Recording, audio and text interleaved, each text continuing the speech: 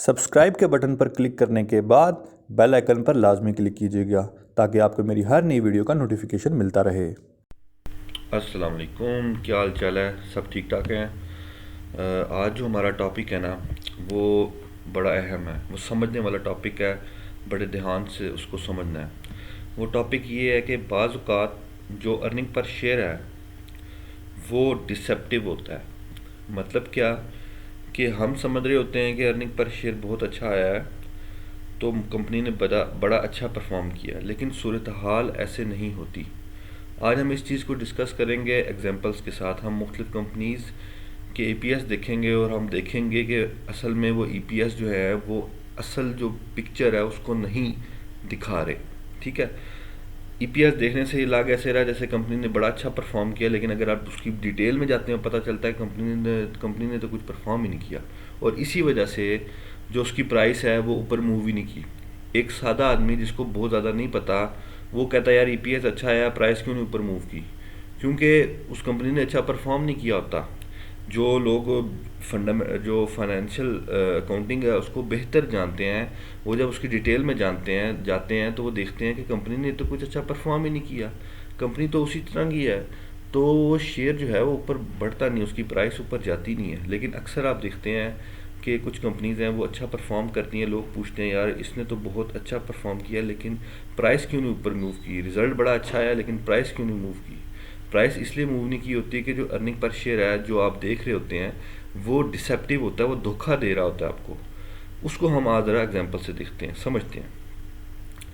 देखें, समझने वाली बात यह है कि अर्निंग पर शेयर होता क्या है। उसकी तो आपने मेरी पिछली वीडियो देख ली होगी, मुझे उम्मीद है आपको समझ लग गई होगी अर्निंग पर शेयर की। अर्निंग पर शेयर हमारी प्रॉफिटेबिलिटी को शो करता है। अगर आम लफ्ज़ों में हम बात करें कि कंपनी ने पर शेयर कितनी अर्निंग की है। अब यहाँ एक बात समझने वाली है कि अर्निंग पर शेयर जो है वो प्रॉफिटेबिलिटी को शो कर रहा है, लेकिन बाज़ औक़ात होता क्या है कि हम समझ रहे होते हैं कि अर्निंग पर शेयर एक कंपनी का अच्छा आया है, तो इसका मतलब है कंपनी ने बहुत अच्छी प्रॉफिटेबिलिटी दिखाई है, लेकिन वो प्रॉफिटेबिलिटी उसने दिखाई नहीं होती। मिसाल के तौर पे मैं आपको एक एग्जांपल देता हूँ।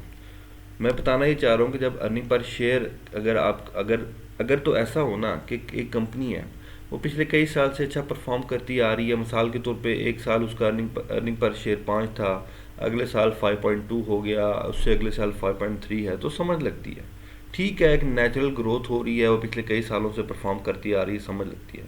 लेकिन अगर अचानक एक कंपनी है वो लॉसेस में थी, अचानक वो एक साल में अर्निंग पर शेयर दिखाती है पॉजिटिव और बेपनाह दिखाती है। मिसाल के तौर पे पिछले साल वो लॉसेस में थी, -3 लॉस पर शेयर था, इस साल अचानक उसने 7 अर्निंग पर शेयर दिखा दी। तो अर्निंग पर शेयर 7 आई है तो देखने से मतलब बगैर प्रॉफिट एंड लॉस अकाउंट को देखे तो यही लगेगा कि भाई कंपनी ने बहुत अच्छा परफॉर्म किया है ना। लेकिन सोचने वाली बात यह है कि अचानक क्या हुआ कि कंपनी जो इतने बड़े लॉसेस में थी वो अचानक इतने बड़े प्रॉफिट में चली गई। ये चीज़ को नोट करना चाहिए। अगर किसी कंपनी का अर्निंग पर शेयर पिछले सालों में लॉसेस में था और अचानक उसने प्रॉफिटेबिलिटी दिखा दी है, तो आपको देखना चाहिए क्या वाकई उसने प्रॉफिट दिखाया है या वैसी हमें धोखा है या हमें फरेब लग रहा है। तो हम ज़रा इन एग्जाम्पल से समझते हैं कि किस तरह अर्निंग पर शेयर बाज़ औक़ात आपको धोखा दे रहा होता है और किस तरह आपने सही तरीके से अर्निंग पर शेयर को समझना होता है। मिसाल के तौर पे ये आपके सामने मैंने वर्ल्ड कॉल के अकाउंट्स खोले हुए हैं। ये प्रॉफिट एंड लॉस अकाउंट है फॉर द ईयर एंडेड दिसंबर 2017। ठीक हो गया। प्रॉफिट एंड लॉस के बारे में आपको समझ लग गई होगी, मेरी वीडियोस देख के मैंने प्रॉफिट एंड लॉस से मुतल्लिक वीडियो बनाई हुई थी, एनुअल रिपोर्ट से मुतल्लिक वीडियो बनाई हुई थी, उसमें आपको समझ लग गई होगी बेसिक चीज़ों की। तो अगर आप देखें मिसाल के तौर पे ये प्रॉफिट एंड लॉस अकाउंट है 31 दिसंबर 2017 का।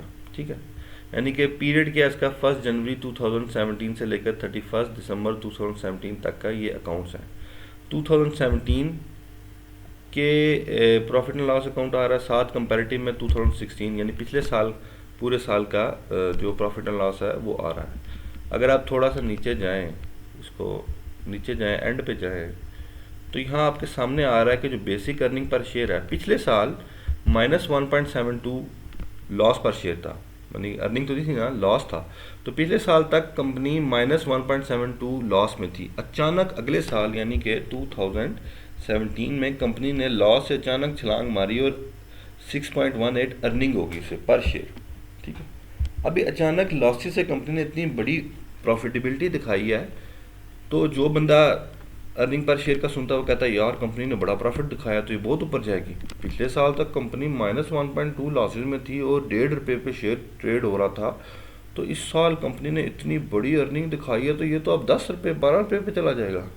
लेकिन ऐसा होता नहीं है ना। लेकिन क्यों नहीं होता ऐसा, उसकी वजह एक आम इंसान को समझ नहीं लगती। यार इतनी अच्छी अर्निंग दिखाई है लेकिन ऊपर नहीं गया, क्या वजह है?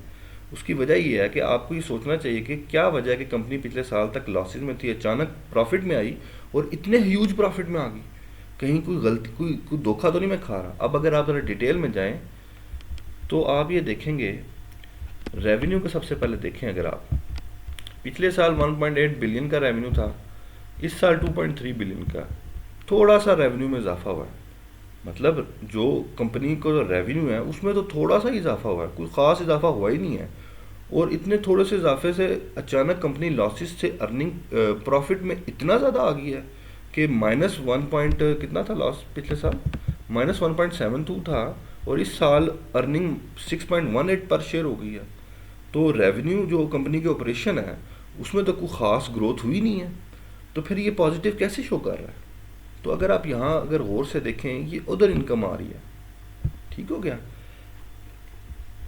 उधर इनकम में 8 बिलियन का इनकम आ रही है। तो अगर हम डिटेल में जाएं, नोट 39 सामने लिखा हुआ है, अगर हम नोट 39 पे जाएं तो आपको पता चलता है कि कंपनी के लोन थे, कंपनी ने लोन लिया हुआ था, बहुत ज़्यादा लोन लिए हुए थे, वो पे नहीं कर पा रहे थे क्योंकि कंपनी की हालत पतली थी, लॉसेज में थी। तो जिसने कर्जा दिया हुआ था उसने माफ़ कर दिया कर्जा। तो जब वो राइट बैक किया तो वो उधर इनकम में जो है वो ट्रांजैक्शन हुई, राइट बैक किया तो उधर इनकम में वो शो हुई, तो उससे वो जो है वो उधर इनकम में फिगर आ गई उसकी। अब देखने में ऐसे लग रहा है जैसे कंपनी ने अचानक अर्निंग शो की है, लेकिन ये अर्निंग कंपनी की सिर्फ मतलब ये जो रिटर्न बैक हुआ है इसका कंपनी के कैश से तो कोई ताल्लुक नहीं है। कंपनी को अगर आप ये उधर इनकम में जो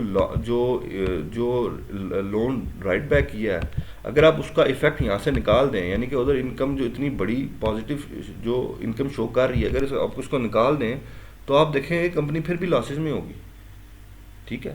तो ये है नज़र का धोखा कि कंपनी ने असल में कोई परफॉर्मेंस नहीं दिखाई, कंपनी के रेवेन्यू में कोई इजाफा नहीं हुआ।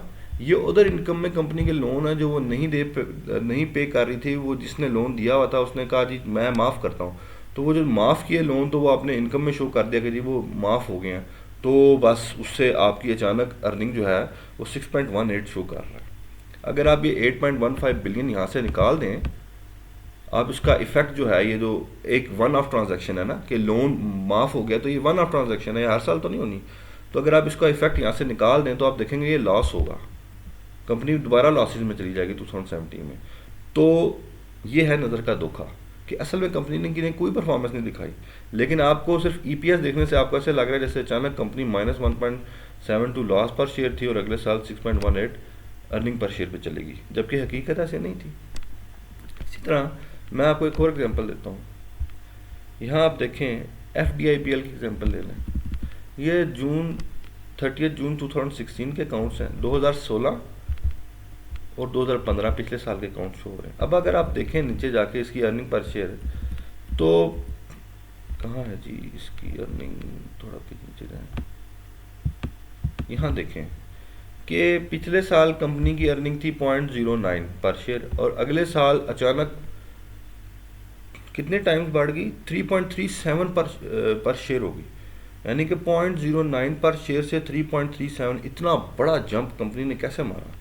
अब देखने में ऐसे लग रहा होगा जैसे बहुत बड़ी अर्निंग आ गई है यार, ये तो शेयर जो है FDIPL, ये जो ₹2 पे ट्रेड होने वाला शेयर, ये तो अब मतलब 12-15 रुपये पे चला जाएगा, ये तो बड़ा ऊपर जाएगा। लेकिन वो ऊपर नहीं गया, क्यों नहीं गया? क्योंकि उसकी वजह ये है कि कंपनी ने कोई अर्निंग की नहीं है। अगर आप यहाँ ऊपर आएँ और कंपनी की इनकम देखें तो कंपनी की इनकम तो बल्कि डिक्रीज़ हुई है। पिछले साल 45 मिलियन इसकी इनकम थी, इस साल 35 मिलियन 35 मिलियन इनकम हुई है। कंपनी की इनकम कम हो गई है, कंपनी का रेवेन्यू कम हो गया है, लेकिन अर्निंग पर शेयर बहुत ज़्यादा बढ़ गया। इसकी वजह क्या है? इसकी वजह ये है, बिल्कुल वही वजह जो थी माशाल्लाह से अभी मैंने आपको वर्ल्ड कॉल की दिखाई, कि असल में ये देखें आपके सामने 77 मिलियन के लाइबिलिटीज़ थी जो राइट बैक की हैं, यानी कि 77 मिलियन की लाइबिलिटीज़ थी जो कंपनी ने पे करनी थी लेकिन वो नहीं पे कर पाई, और अब कंपनी को ये लगता है कि ये अब उससे पे नहीं करनी पड़ेगी, जो जिनको पे करनी है उन्होंने अब नहीं पूछना इसका, तो उन्होंने राइट बैक कर दिया। तो एक किस्म की उधर इनकम यहाँ आ रही है, ठीक है। 77 मिलियन की ये देखें इस साल आ रही है, पिछले साल को नहीं थी। और इसी तरह आप नीचे जाए तो टैक्स जो है, तो ये टैक्स में इन्होंने पॉजिटिव टैक्स लिया हुआ है। टैक्स तो पे करना होता है, माइनस में फिगर होनी चाहिए ना, कि जितनी प्रॉफिट बिफोर टैक्स जो है उसमें से टैक्स माइनस होता है। जिस तरह अगर आप पिछले साल देखें तो 6 मिलियन का profit, 6.7 million profit before tax था, उसमें से 271 लाख जो है तकरीबन वो टैक्स माइनस किया है, तो प्रॉफिट आफ्टर टैक्स आ गया। लेकिन इस साल क्या हो रहा है कि प्रॉफिट बिफोर टैक्स है, उसके बाद जो टैक्स है वो ऐड हो रहा है। टैक्स ऐड इसलिए हो रहा है कि कंपनी ने एजम्पशन लिया, अगर आप इसके नोट में जाएं तो पता चलता है कि कंपनी ने बेसिकली जो कैरीड फॉरवर्ड लॉसेज हैं, जो पिछले साल के लॉसेज हैं उनकी एडजस्टमेंट अलाउ होती है, वो प्लस डेफर टैक्स जो है वो अज्यूम किया कि उन्हें अगले सालों में मिल सकता है क्योंकि कंपनी टर्न अराउंड कर जाएगी तो डेफर टैक्स क्रिएट हो जाएगा। उसकी बुनियाद पर उन्होंने ये एक फिगर ले लिया, और उसकी वजह से क्या हुआ है, 477 मिलियन के उन्होंने टैक्स रिकवरेबल एक किस्म का खड़ा कर लिया अपने लिए, और जिसको डेफर टैक्स कह सकते हैं, डेफर टैक्स है, और उसकी वजह से अर्निंग जो है 3.37 होगी। अब ये जो है कंपनी की एक्चुअल ग्रोथ कोई नहीं हुई, कंपनी ने कोई अर्निंग इनकम कोई नहीं शो की, ये लाइबिलिटी जो पे बैक नहीं कर पा रहे थे वो राइट बैक कर दिए, कोई डेफर टैक्स खड़ा कर दिया, तो उसकी वजह से अर्निंग जो है अचानक शो कर रही है। अब इसका एक्चुअल में इसका मतलब क्या है, कंपनी ने एक्चुअल में कोई परफॉर्मेंस नहीं दिखाई, और इसी वजह से FDIBL आज भी 2 रुपये पे 3 रुपये पे ट्रेड हो रहा होता है और स्पेकुलेशन ही चल रही होती है। ठीक हो गया। इसी तरह हम एक और एग्जांपल ले लेते हैं। अभी आपके सामने एक और एग्जांपल है, ये है टेलीकार्ट लिमिटेड की, जून 2016 और उसके कंपैरेटिव है जून 2015।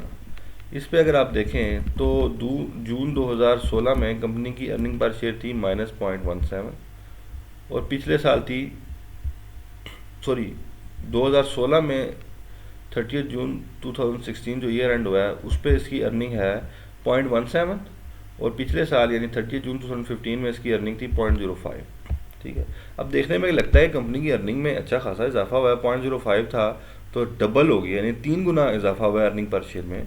लेकिन अगर डिटेल में जाएँ तो आप देखते हैं कि यार कंपनी का जो रेवेन्यू है उसमें कोई ख़ास इजाफा नहीं हुआ। पिछले साल 2.6 बिलियन था, इस दफ़ा 2.7 बिलियन हो गया, थोड़ा सा इजाफा हुआ है। अर्निंग में 3 गुना इजाफा हुआ है पिछले साल की निस्बत। देखें, आपने ये देखना होता है कि अगर अर्निंग पिछले साल की निस्बत अगर इस साल अर्निंग में ग्रोथ हुई है ना, अर्निंग पर शेयर में, तो आपको ये देखना होता है कि जो अर्निंग पर शेयर में इंक्रीज़ आया है पिछले साल की निस्बत वो किस वजह से आया है। क्या वो रेवेन्यू में इंक्रीज़ आया है, कंपनी के ऑपरेशंस में इंक्रीज़ आया है, उसकी वजह से हुआ है तो अच्छी बात है। लेकिन अगर एक वन ऑफ ट्रांजैक्शन है वो वैसे शो हो रही है, उसकी वजह से इस साल अचानक अर्निंग पर शेयर इतना ऊपर आ गया, तो उसका मतलब है कंपनी की परफॉर्मेंस तो वही की वही है। ये तो एक इस दफ़ा वैसे ही हमें शो कर दिया है तो हो गया, वरना तो कंपनी तो वहीं की वहीं खड़ी है। तो इस वजह से कंपनी ये है सही तरीका कंपनी को जांचने का। अब आप देखें, इस साल अर्निंग पर शेयर 3 गुना बढ़ गया है, ठीक है, लेकिन रेवेन्यू जो है वो बस थोड़ा सा ही बढ़ा है, 2.7 बिलियन हो गया, पिछले साल 2.6 बिलियन था, बस इतना सा बढ़ा है। अगर आप ग्रॉस प्रॉफिट देखें तो ग्रॉस प्रॉफिट गिर गया पिछले साल के अंदर, तो इंक्रीज कहाँ आया है, सोचने वाली बात है ना। इंक्रीज कहाँ आया है, क्यों इंक्रीज हुआ है, ये सोचने वाली बात है। तो उसकी वजह ये है मेरी जान कि ये जो उधर इनकम है ना इस साल बहुत ज़्यादा आ रही है। पिछले साल 162 मिलियन की थी, इस साल 411 मिलियन की है। बहुत ज़्यादा उधर इनकम इस दफ़ा आई है, जिसकी वजह से इस साल जो है वो आपकी अर्निंग पर शेयर जो है वो अचानक बहुत ज़्यादा बढ़ गई है। नज़र आ रहा है ना कि पिछले साल 162 मिलियन थी, इस साल 411 मिलियन हो गई है। इसकी वजह से उधर इनकम इस साल बहुत ज़्यादा शो हुई है, तो इसकी वजह से अर्निंग पर शेयर जो है वो बहुत ज़्यादा इस दफ़ा पॉजिटिव शो हो रहा है। अब उधर इनकम जो होती है वो तो मतलब उसमें बहुत सारी चीज़ें होती हैं। मिसाल के तौर पर कंपनी ने हो सकता है इस साल कोई अपनी प्लांट सेल कर दिया हो तो उससे पैसे मिले हों, वो वन ऑफ ट्रांजैक्शन है। कंपनी जो है उसने लाइबिलिटीज़ रिटर्न ऑफ की हों, वो तो वैसे कोई फ़र्क नहीं पड़ता उसका, वो कैश भी नहीं उससे मिलता, वो तो बस एक ट्रांजैक्शन है। तो उधर इनकम जो होती है उसका अर्निंग पर शेयर पे अगर कोई इफेक्ट पड़ रहा है तो वो पॉजिटिव तो नहीं होता ना, क्योंकि वो तो वन ऑफ ट्रांजैक्शन होती है उधर इनकम। असल जो अर्निंग पर शेयर है, अगर उसमें अर्निंग पर शेयर में अगर इंक्रीज़ जो है वो आपके रेवेन्यू में इंक्रीज़ होने की वजह से हुआ है तो फिर ये अच्छी निशानी है। ठीक है, मिसाल के तौर पे अगर 2.6 बिलियन था पिछले साल, इस साल 3 बिलियन हो जाता या 4 बिलियन हो जाता तो हम कहते हैं कि यार देखो अर्निंग पर शेयर इंक्रीज़ हुआ है, इस वजह से इंक्रीज़ हुआ है कि रेवेन्यू में मिसाल के तौर पे 50% इंक्रीज़ हुआ है, आपकी कॉस्ट में कमी आई है। ठीक है, थोड़ा सा इफेक्ट उधर इनकम में आया तो इस वजह से रेवेन्यू में इंक्रीज, अर्निंग पर शेयर में इंक्रीज़ हुआ है। अब अर्निंग पर शेयर में 3 गुना इंक्रीज़ हुआ है, जबकि जो रेवेन्यू है, जो कंपनी का मेन सोर्स ऑफ इनकम है, जो मेन सोर्स ऑफ ऑपरेशन है, उसमें कोई ख़ास इंक्रीज़ ही नहीं हुआ, तो वो सिर्फ इंक्रीज़ हुआ उधर इनकम की वजह से। इस वजह से ये जो टेलीकार्ड शेयर है ये भी देखें, ये 3-4 रुपये पे घूम रहा होता है, बस स्पेकुलेशन चल रही होती है। हालांकि अर्निंग पर शेयर इतनी ज़्यादा अच्छी आई है। लोग सवाल करते हैं अर्निंग पर शेयर इतनी अच्छी आई क्यों नहीं जो है ऊपर गया। वो इसलिए ऊपर नहीं गया कि अर्निंग पर शेयर जो है वो आपको धोखा दे रहा है। आप अगर उसकी डिटेल में जाएं तो आपको पता चलता है कि अर्निंग पर शेयर जो है वो उसका जिसका मकसद है, अर्निंग पर शेयर का मकसद है कंपनी की प्रॉफिटेबिलिटी दिखाना, लेकिन असल में अर्निंग पर शेयर जो इतना ज़्यादा प्रॉफिटेबिलिटी शो कर रहा है वो असल में है कोई नहीं। तो अर्निंग पर शेयर में अगर अचानक बहुत ज़्यादा इंक्रीज़ आए या डिक्रीज़ आए तो आपको कंपनी के अकाउंट्स को खोल के प्रॉफिट एंड लॉस अकाउंट देखना चाहिए कि वो किस वजह से आया। अगर वो इंक्रीज़ जो है वो कंपनी के रेवेन्यू की वजह से आया है, ठीक है, तो ठीक है, अच्छी बात है, फिर तो अच्छी बात है कि रेवेन्यू कंपनी का बढ़ रहा है। अगर इंक्रीज़ कोई वन ऑफ ट्रांजैक्शन की वजह से आया तो वो तो बस एम ही है, उसका कोई इफेक्ट नहीं होगा उसकी प्राइस पे, जो कि एक्चुअली होता है। तो मुझे उम्मीद है आपको समझ लग गई होगी कि अर्निंग पर शेयर जो है वो किस तरह डिसेप्टिव होता है और किस तरह आपने आइडेंटिफाई करना होता है। जिस तरह हमने 3 मुख्तलिफ़ कंपनीज़ के EPS को देखा कि किस तरह वो डिसेप्टिव थी और इसीलिए उनकी प्राइस पे उनकी अर्निंग पर शेयर का जो ह्यूज ग्रोथ था उसको कोई फ़र्क नहीं पड़ा। ठीक है, देखने में FDIBL जो है उसने इतनी ज़्यादा अर्निंग दिखाई है कि माइनस था पिछले साल, मिसाल के तौर पे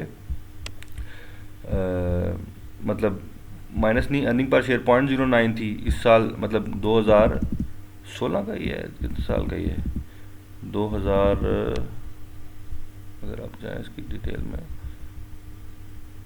2016 में अचानक जो है उसने इतना ज़्यादा इंक्रीज़ कर दिया 3.37 में। लेकिन अगर आप इस पीरियड के दौरान अगर इसकी प्राइस मूवमेंट देखेंगे तो वो उधर का इधर ही होगा। अब 3.37 अगर अर्निंग पर शेयर है तो ये तो बहुत ऊपर जाना चाहिए।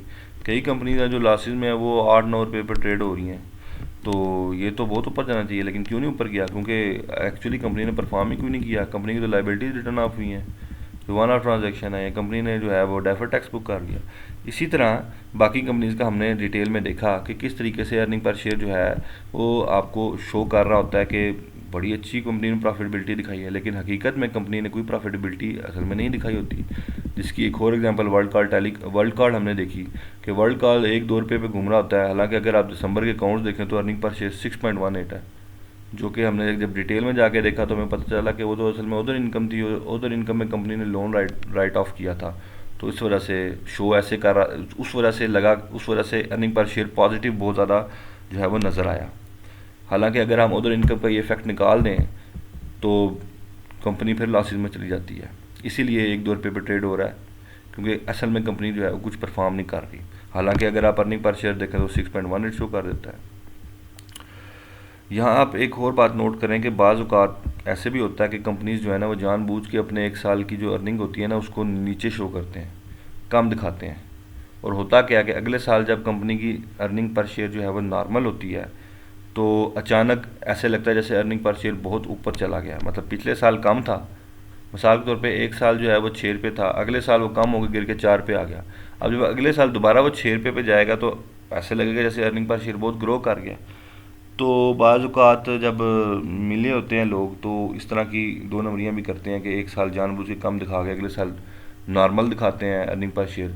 वो ऐसे लगता है जैसे बहुत ग्रो किया कंपनी ने, हालांकि ग्रो तो नहीं किया होता, वो तो अर्निंग पर शेयर उतना ही रहा जितना पहले था। पहले अगर 6 था, फिर गिर के 4 हुआ, फिर दोबारा चढ़ के 6 हो गया, तो ग्रोथ तो कोई नहीं, वो दोबारा 6 भी आ गया। लेकिन जब पिछले साल से देखते हैं कि पिछले साल 4 था तो इस साल 6 हो गया, तो एक ग्रोथ दिखाई देती है। और इस तरीके से बाज़ औक़ात चीज़ों को मैनिपुलेट भी किया जाता है, हिलाया भी जाता है। बाज़ औक़ात कह रहा हूँ मैं, हर दफ़ा नहीं कह रहा। उम्मीद आपको समझ लग गई होगी कि अर्निंग पर शेयर जो है वो किस तरह नज़र का धोखा भी हो सकता है और किस तरह आपने अर्निंग पर शेयर को एनालाइज करना है।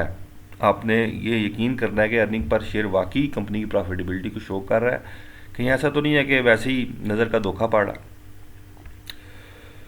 तो उम्मीद है आपने अच्छी तरह समझ लिया होगा। मेरा चैनल जो है उसको आपने सब्सक्राइब भी लाजमी कर लिया होगा। वीडियो अच्छी लगी है तो लाइक लाजमी करना है और कमेंट करें अगर आपको किसी भी कोई आपको चीज़ नहीं समझ लगी या किसी भी टॉपिक पे आप पूछना चाह रहे हैं। तो मेरे भाइयों मेरी तरफ से खुदा हाफिज़, फ़ी अमानिल्लाह।